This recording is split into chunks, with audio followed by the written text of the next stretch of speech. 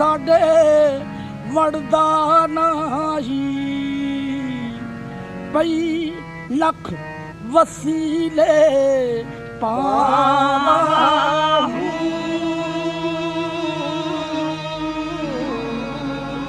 ना मैं सोनी ना दौलत पल्ले